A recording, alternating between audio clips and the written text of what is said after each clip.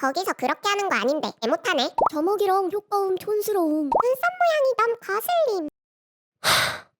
아니 그거 보라고 올린 게 아니잖아. 뭐가 그렇게 불편해서 그래? 왜 자꾸 평가질이지? 뭐하는 사람일까? 누가 보면 진짜 전문가인 줄 알겠네. 왜 이렇게 불편충, 훈수충이 많은 건지 그냥 평가질 좀 제발 멈췄으면 하고 생각해보신 적 있으신가요? 요즘 댓글창을 보면 인상이 절로 찌푸려지죠. 콘텐츠의 맥락은 무시한 채 그냥 자기 눈에 거슬리는 걸 공개적으로 툭툭 내뱉는 사람들을 보면요. 그런데 사실 전 고백할 게 있어요. 겉으론 지적도 안 하고 댓글도 안 달아요. 근데 가끔은 유튜브를 보면서 나도 모르게 콘텐츠 대법관처럼 굴 때가 있죠. 여긴 내용이 알맹이가 없네. 뻔하다 뻔해. 음악이 안 어울리는데? 야, 이런 게 좋은 콘텐츠지. 수신료의 가치다 정말. 하고 있는 저 자신을 발견했어요. 마음속으로는 꽤 많은 평가를 해왔던 거죠. 속으로 했느냐 밖으로 꺼냈느냐의 차이일 뿐 그 불편충, 훈수충 중 하나가 저였더라고요. 언젠가 친구들과 영상을 보고 있었어요. 근데 제가 무심코 여기 편집 좀 산만하지 않아? 하고 뱉었는데 친구들은 뭐가? 하는 거예요. 그래서 나름 어찌저찌 설명을 해줬죠. 한 친구는 오 들으니까 그런 거 같아 라고 말하고 또 한 명은 그냥 그렇게 하고 싶었나 보지 라고 하더라고요. 그 일이 있고 나서 생각했어요. 아니 나는 왜 이렇게 평가를 많이 하지? 그냥 있는 그대로 받아들일 수 없나? 혹시 나 도덕적으로 살고 싶은데 본성은 생각보다 못돼 먹은 게 아닐까? 평가하는 사람들의 심리는 뭘까요? 심리학에선 보통 낮은 자존감과 열등감에서 비롯된다고 말하죠. 물론 그 해석이 분명히 작동할 거예요. 누군가를 끊임없이 낮추거나 허점을 찾음으로써 자기 위치를 상대적으로 높이려는 그런 방어적인 심리작용. 그건 분명히 존재하죠. 하지만 그게 전부일까? 저는 이걸 좀 다르게 생각해보고 싶었어요. 왜냐면 그런 현상은 너무 자주 일어나니까요. 그리고 제 얘기이기도 했고요. 물론 상대가 원하지도 않은 피드백을 평가처럼 공개적으로 내뱉는 건 무례가 맞습니다. 그건 변명의 여지가 없죠. 그래도 뭔가에 그렇게 불편해한다는 건 혹시 그 안에 다른 심리가 숨어있는 건 아닐까? 그리고 그걸 좋은 방향으로 전환할 수는 없을까? 또 그게 궁금해졌어요. 왜 어떤 분야에선 그렇게 유난히 민감해지는 걸까? 저는 유튜브를 보면서는 이것저것 평가가 많은 편이지만 반대로 어떤 쪽은 놀라울 정도로 아무렇지도 않습니다. 누가 맛없다고 하는 음식도 그래? 난 괜찮은데? 하고 느낀 적이 많고 또 집안일을 할 때도 딱히 불편함을 못 느꼈어요. 예전에 친구 집에 놀러 갔을 때였어요. 주방에서 처음 보는 도구가 눈에 띄어서 이거 뭐야? 하고 물어봤더니 소스통 뚜껑 여는 게 불편해서 몇 번의 검색 끝에 쉽게 열어주는 도구를 샀다고 하더라고요. 저도 늘 그 뚜껑 딸 때 힘들어했지만 그게 불편하다는 생각을 못했거든요. 그런 도구가 있을 거라고 상상조차 못한 거죠. 또 어떤 친구는 집 구조를 바꿔놨더라고요. 왜 그랬냐고 했더니 소파에 앉을 때마다 창밖을 보려면 몸을 계속 틀어야 해서 불편했다는 거예요. 그래서 소파 위치를 통째로 옮겼다더라고요. 예전엔 저도 불편한 줄 몰랐는데 바뀐 자리에서 앉아보니까 시야가 탁 트여서 진짜 훨씬 낫다 이런 생각은 어떻게 했어? 하고 물어본 적이 있었어요.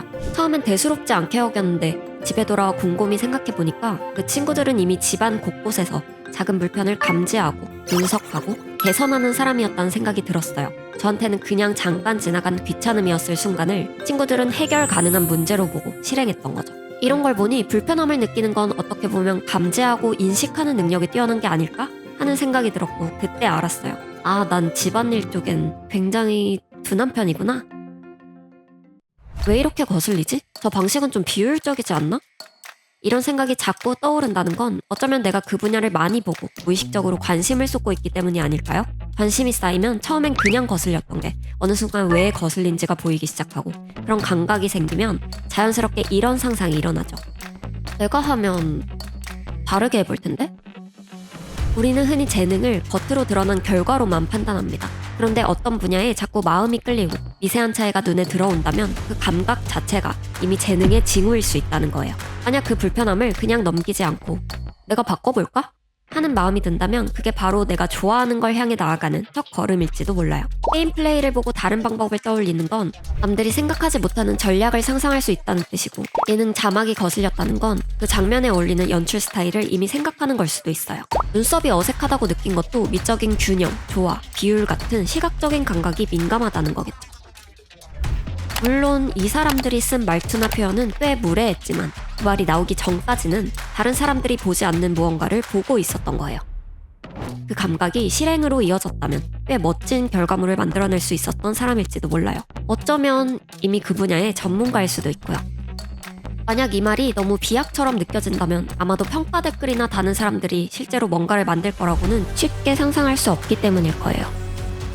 우리도 뭔가에 관심은 있지만 실제로 도전해보는 경우는 흔치 않으니까요. 머릿속에서 맴도는 생각을 현실로 끌어내는 데에는 용기와 에너지가 필요하죠. 너가 직접 해보는 건 어때? 라는 말에 이렇게 한 발 물러섭니다. 아니 난 그 정도까진 아냐. 그건 전문가들이 해야지.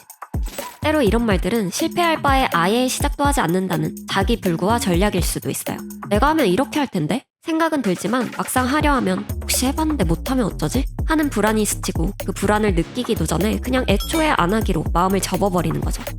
또한 우리의 뇌는 원래 지연 보상보다 즉각 보상에 더 끌리는데요. 지금 당장 성과가 눈앞에 안 보이면 그만두고 싶어지죠. 근데 요즘엔 그걸 더 자극하는 환경이 넘쳐납니다. 짧고 빠르고 끊임없이 다 함께 튀어나오니까 지루함은 더더욱 참을 수 없게 된 거예요.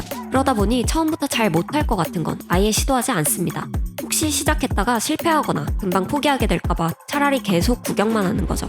그게 더 쉽고 충분히 재미있고 안전하니까요. 좋은 콘텐츠는 이런 거지 하며 늘 불만 가득히 평가만 해왔던 저 자신을 가만히 들여다봤어요. 그리고 깨달았죠. 사실은 나도 나만의 콘텐츠를 만들고 싶었던 게 아닐까? 근데 막상 하려면 무서운 거예요. 혹시 시작했다가 성과가 안 나오면 어쩌지?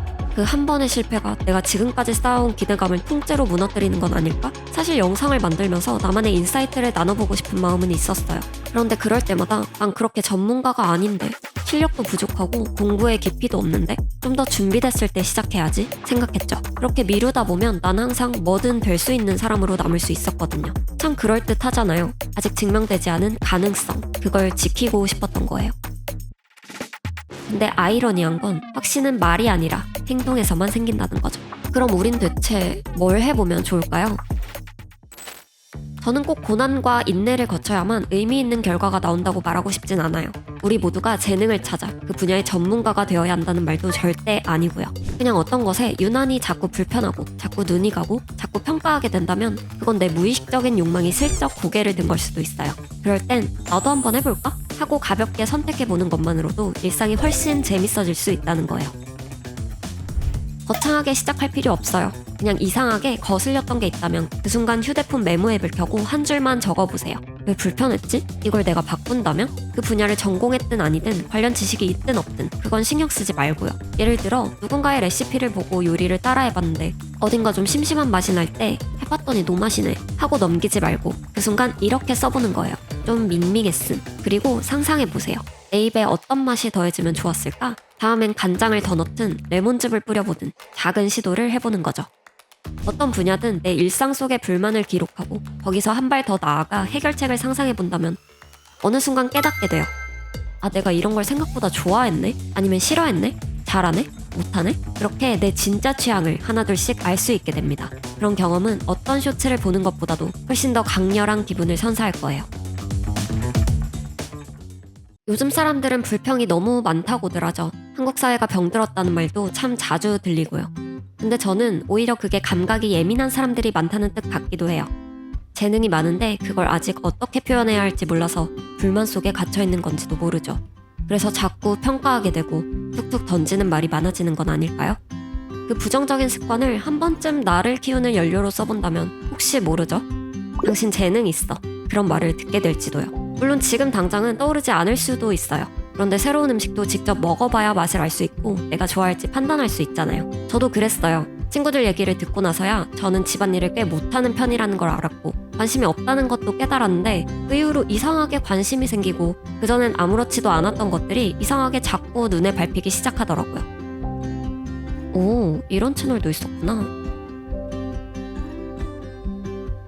내가 평소에 보지 않았던 것도 다양하게 경험해보고 그중에 자꾸 눈길이 가고 자꾸 말하고 싶어지고 뭔가 거슬리는데 설명하고 싶은 게 있다면 그게 바로 당신의 재능일지도 몰라요. 그럴 땐 너무 머뭇거리지 말고 그 감각을 한번 표현해보는 거예요. 결과가 어떻든 그건 아마 인생의 어떤 새로운 발견이 될 거예요.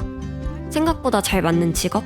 꼭 그게 아니더라도 인생 취향 하나 찾는 셈이거든요. 그건 진짜 아무나 얻을 수 없는 레어템이에요. 구경꾼일 때의 재미도 있지만 플레이어로서의 재미도 가끔은 함께 느껴보면 어떨까요?